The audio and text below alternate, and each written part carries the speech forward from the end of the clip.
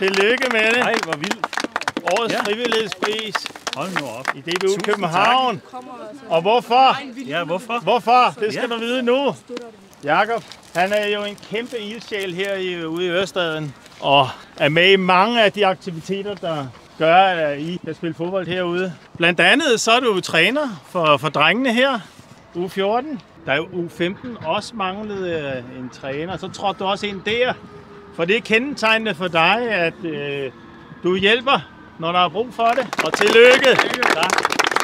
Så skal jeg jo også sige et eller andet, tænker jeg. Meget gerne.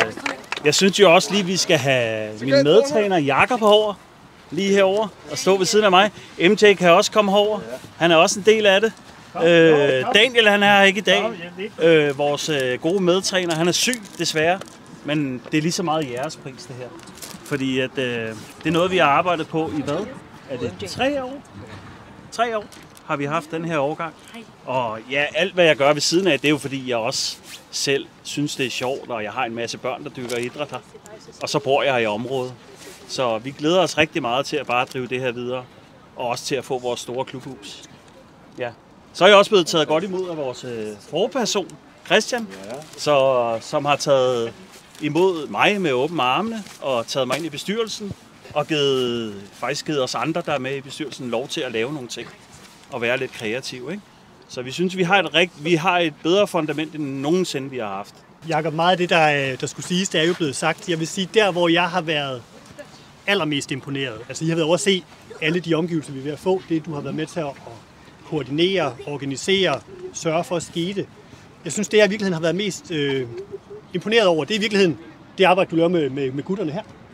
Det er ikke nogen hemmelighed, at du overtog en trup på et tidspunkt, hvor der var noget at arbejde med, kan man vist godt sige.